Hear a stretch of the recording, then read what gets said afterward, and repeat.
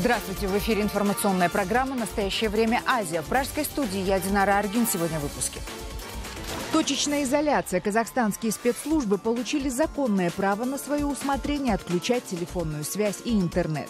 Правозащитники считают, что эта мера резко увеличит политическую коррупцию.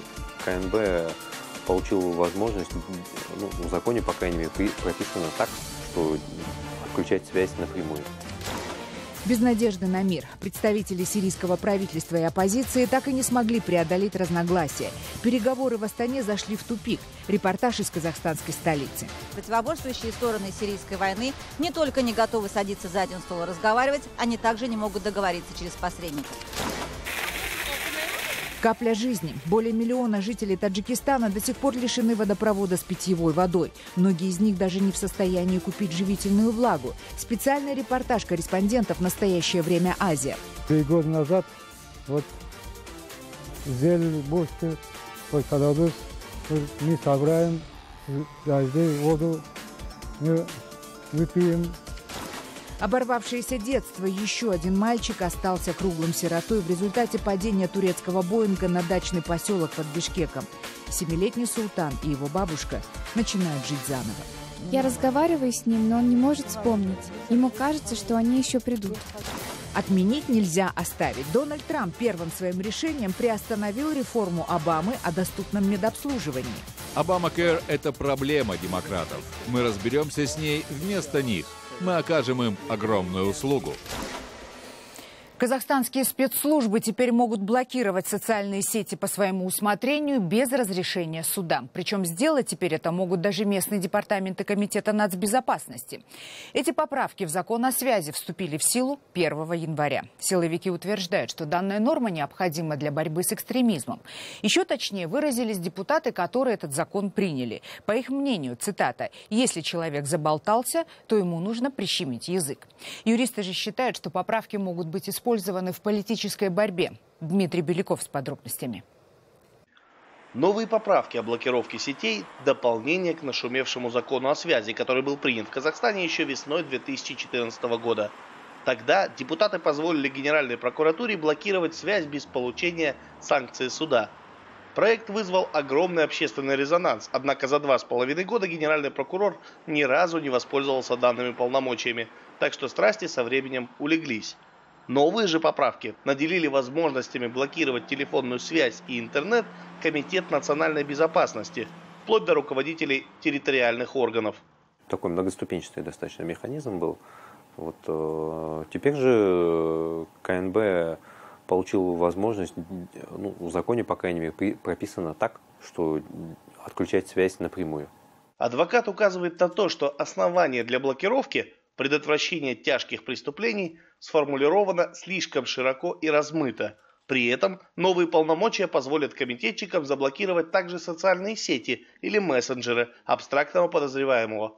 В принципе, вообще нет никакой какой-то отчетности, кроме уведомления Генеральной прокуратуры о произошедшем. То есть, если бы хотя бы была бы какая-то обязанность отчитываться перед общественностью, получать санкцию разрешения, пусть уже постфактум, то было бы как-то больше вероятности от того, что это не происходило бы как-то совсем в порядке, как волюнтаристском. Правозащитник Евгений Жовтис участвовал в обсуждении данного законопроекта на стадии разработки. Еще тогда он указывал парламентариям на непонятную процедуру и отсутствие гарантии того, что эти полномочия не будут использованы в политической борьбе. У нас, как только начинается, причем какие-нибудь там распространение информации с использованием СМИ, сразу это следующая часть той или иной статьи, и она в ряде случаев переходит к тяжким. Или есть возбуждение разных видов розни. Как только это совершается лидером общественного объединения, а у нас таких море, от политических партий до просто организаций, так это тяжкое преступление. Это означает, что уже вот для этого, если вдруг кто-то, какой-нибудь начальник какого-нибудь ДКНБ установит, что то, что я говорю, ему не нравится, и он может в этом усмотреть какое-то возбуждение розни, а как у нас интерпретирует, что такое возбуждение розни социальный там или иной, дальше начинается, соответственно, действие. В результате активного обсуждения законопроекта в социальных сетях и СМИ Комитет нацбезопасности опубликовал официальное разъяснение поправок. В нем говорится, что полномочия офицеров КНБ не предусматривают массового отключения региональных сетей, а позволят блокировать доступ к связи и интернету точечно, в случаях, не терпящих отлагательств. Дмитрий Беляков, Павел Энгельгард. Настоящее время. В Астане начались переговоры по урегулированию конфликта в Сирии. Переговоры в Казахстане – это часть совместной стратегии России, Турции и Ирана, с помощью которой они надеются положить конец продолжающейся более 6 лет гражданской войне в Сирии. Делегация, представляющая сирийские оппозиционные силы, насчитывает порядка 50 человек. Прямых контактов с дипломатами из Дамаска они избегают. Консультации проходят при содействии посредников. Из Астаны Шахида Якуб.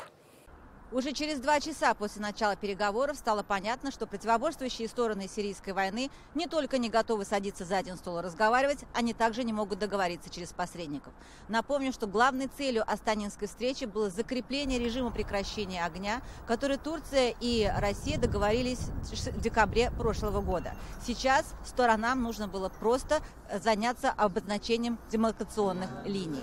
Скорее всего, этого не случится. Конечно, существует рабочий график и повестка дня встречи, цель которой – установить линии прекращения огня, развести вооруженные группировки, согласившиеся участвовать в переговорах. Необходимо отделить их от Нусры и исламского государства. Предстоит найти общий язык в борьбе с терроризмом. Вышедший на пресс-брифинг представитель оппозиционной делегации Мухаммад Алушс обвинил правительство в том, что они продолжают бомбардировки и нападения на их участки. В то же время представитель сирийского правительства Башар Джафади сказал, что сирийская оппозиция приехала с политическими требованиями, нежели военными. Что очень удивило многих, потому что сирийская оппозиционная сторона представлена 13 группировками. Это военные и несколько политических советников. В то же время сирийская правительственная делегация в основном представлена только дипломатами. Напомню, что вчера уже между сторонами происходили интенсивные переговоры. Турецкая сторона занималась сирийской оппозицией, в то же время как россияне и иранцы занимались сирийской правительственной делегацией. И уже вчера было понятно, что очень тяжело будет договориться. Мы готовы сохранить и дать возможность продолжить работу любым государственным учреждениям, которые заботятся о благосостоянии населения страны. Это не касается других госструктур, к примеру, военных, которые убивают сирийских граждан. Встреча в Астане – это не совсем формальная встреча, это не вопрос мирного урегулирования. Мирное урегулирование сирийской войны решается в Женеве, и встреча запланирована 8 февраля. Здесь сейчас нужно было решать военные вопросы. Что будет дальше, пока никто не комментирует, потому что происходит все с закрытыми дверями. Иногда к прессе выходят какие-то представители, что-то говорят, но сейчас понятно, что на данный момент переговоры зашли в тупик. Практически половина населения Таджикистана не имеет свободного доступа к чистой воде. Чтобы решить эту проблему, республике требуется неподъемная для Таджикистана сумма – более 2 миллиардов американских долларов, утверждают чиновники госпредприятия «Жилищно-коммунальное хозяйство». Таджикские власти теперь надеются только на иностранные инвестиции. О том, как жители таджикских поселков выживают без питьевой воды, в специальном репортаже Анушервона Арипова. 3 года назад вот сделали бочку, вот когда мы собираем с дождей воду, мы выпьем, вот корову даем, вот расход вот это.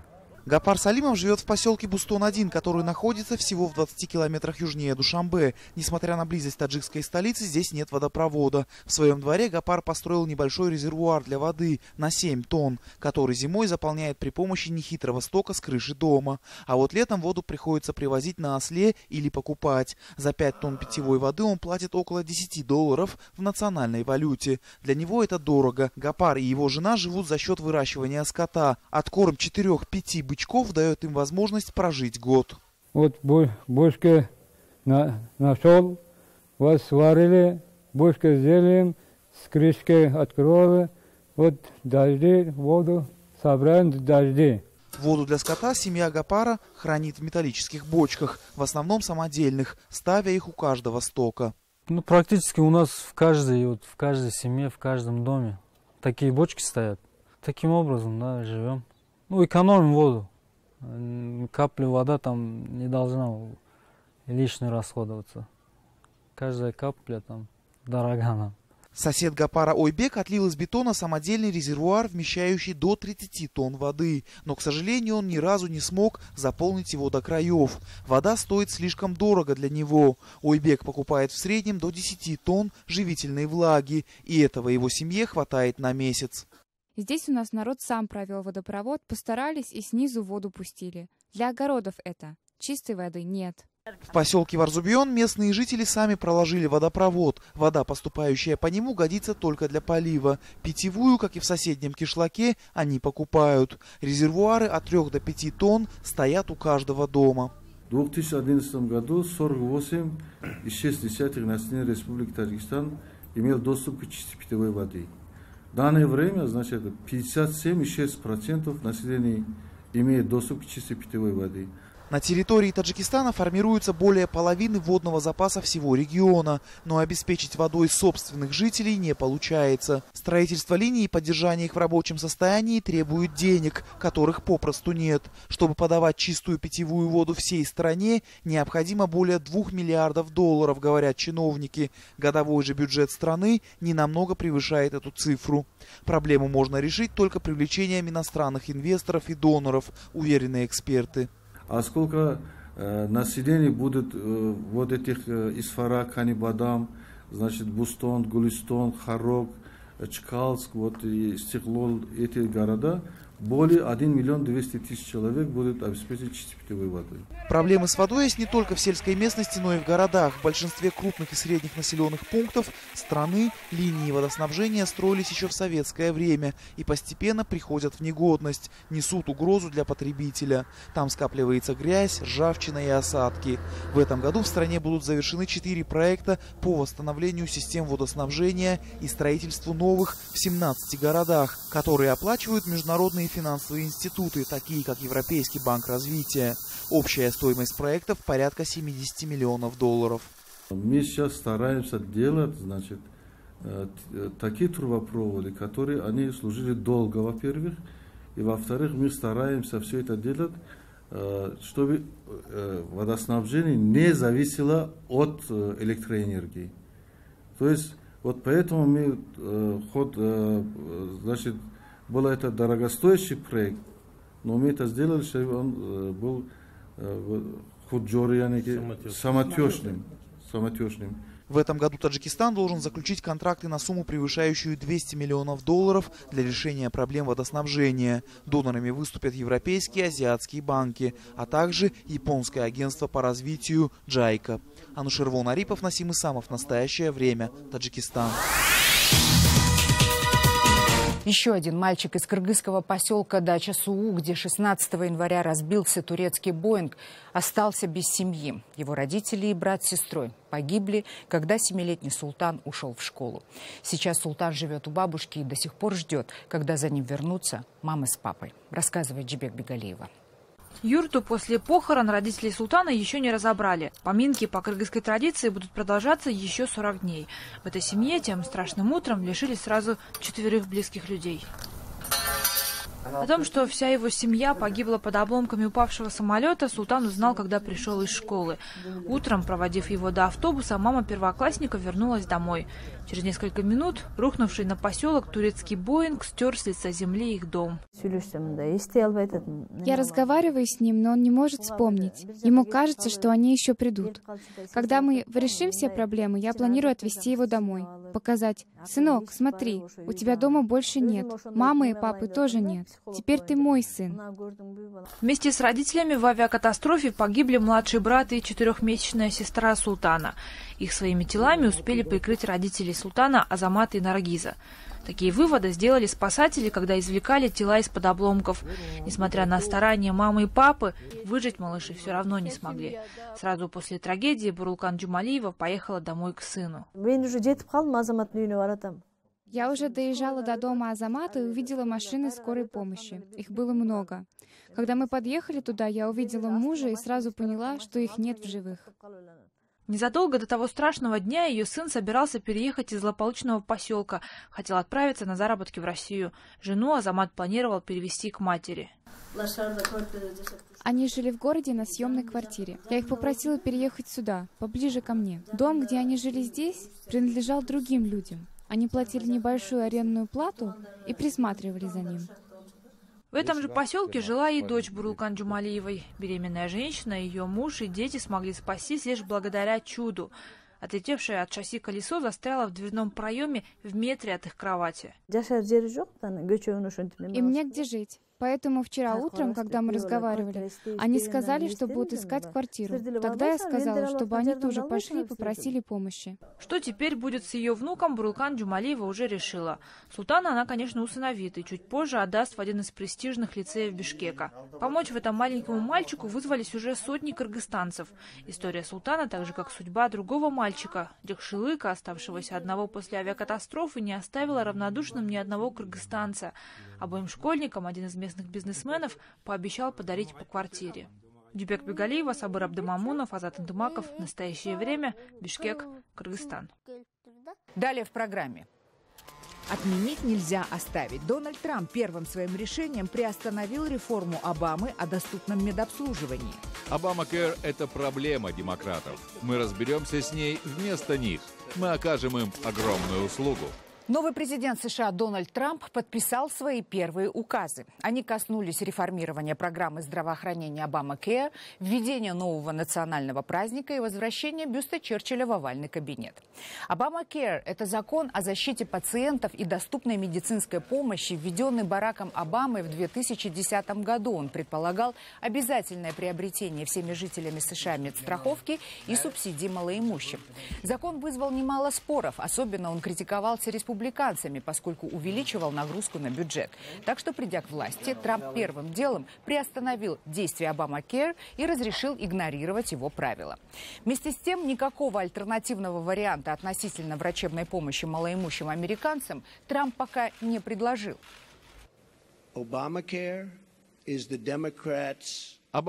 – это проблема демократов. Мы разберемся с ней вместо них. Мы окажем им огромную услугу. Также Трамп учредил новый праздник – Национальный день патриотизма. На какую дату он назначен и чем будет отличаться от других патриотических праздников США, пока не сообщается. Значительные изменения произошли на сайте Белого дома. Исчезли разделы о борьбе с климатическими изменениями и за права ЛГБТ-сообществ. Зато появилась информация о постройке стены на мексиканской границе и пересмотре североамериканского соглашения о свободной торговле с Канадой и Мексикой. Не обошлось и без очередной ссоры с прессой. Пресс-секретарь Трампа Шон Спайсер на первой встрече с журналистами отчитал их за плохую работу, а именно неверную, по его мнению, информацию о количестве людей, пришедших на инаугурацию президента. Это была самая большая аудитория, которая когда-либо следила за церемонией инаугурации в самом Вашингтоне, наряду с телезрителями во всем мире. Даже «Нью-Йорк Таймс» выложила фотографию, которая была намеренно кадрирована так, чтобы принизить огромную поддержку людей, собравшихся в столице. Эти попытки уменьшить энтузиазм в отношении инаугурации постыдны и неправильны. Также журналисты получили выговор за то, что сообщили о замене в овальном кабинете бюста лидера за права чернокожих Мартина Лютера Кинга, поставленный там Бараком Обамой вместо бюста Уинстона Черчилля. Дональд Трамп вернул английского премьер-министра. Также на стенах овального кабинета поменяли некоторые картины, а на окнах повесили новые шторы. На Украине медицинский скандал. Директор Института сердца Борис Тадуров требует отставки главы Минздрава. Кардиохирург заявляет, что нечем лечить пациентов, поставки медикаментов происходят с задержками, в результате люди умирают. В ответ на это Минздрав обвинил медиков в коррупции и попытке сорвать медицинскую реформу. Что на самом деле происходит с украинской медициной, разбиралась Юлия Горичева. На операционном столе у главного кардиохирурга Украины 78-летний мужчина. За операцию на открытом сердце родственники пациента заплатили около $7 тысяч. Сделать ее бесплатно в государственной больнице не смогли. Сегодня ситуация такова, что с начала 2017 года склады пустые, а те закупки, которые будут сделаны уже в 2017 году, в лучшем случае мы их получим осенью. Медик утверждает, лекарства и расходные материалы закончились не только в его больнице. В кардиоцентрах всей страны ситуация аналогичная. Говорит, виноват Минздрав. С закупками опаздывают на год. Больницы до сих пор не получили заказанного на 2016. Пациентов Тадуров честно предупреждает, если денег на лечение нет, помочь не сможет. Это означает, что эти люди идут домой умирать. 2 недели медик критиковал начальство в соцсетях. Минздрав тоже в Фейсбуке отвечал, что ситуация в Институте сердца не так уж и критична. Тадурова поддержали главврачи других больниц, заявив, что и у них тоже препараты заканчиваются. И только после этого глава Минздрава вышла к журналистам объяснить задержку закупок.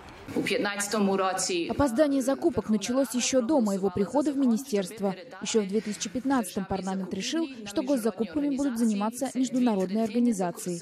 Смена процесса потребовала времени, поэтому на закупки 2015 года деньги выделили только в конце этого же 2015-го. То есть в 2016-м медики получили то, что должны были получить еще в 2015-м.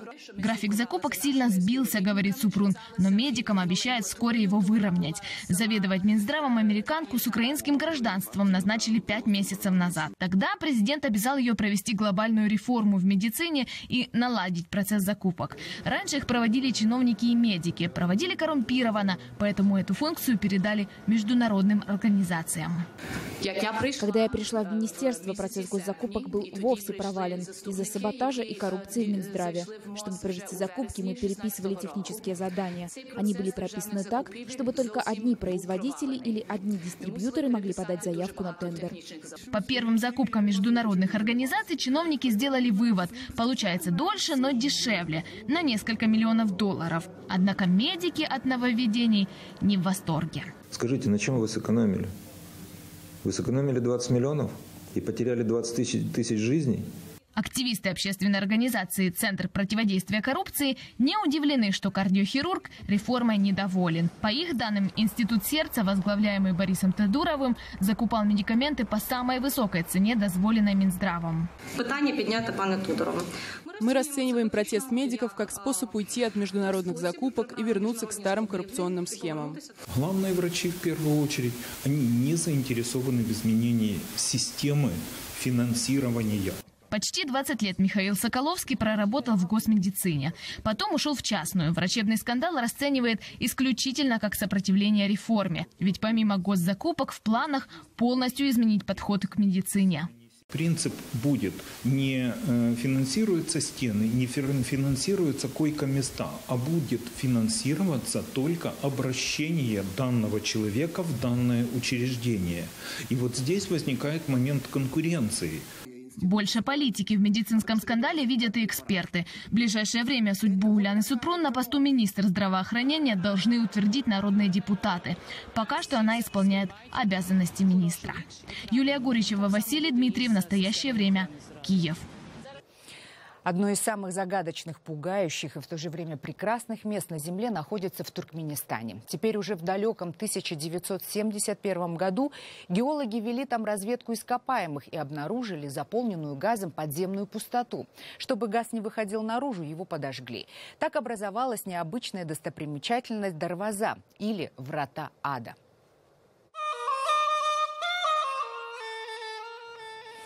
Кратер горит уже 45 лет и неизменно привлекает фотографов, путешественников и даже огнепоклонников. Диаметр ямы 60 метров, глубина в центре 20.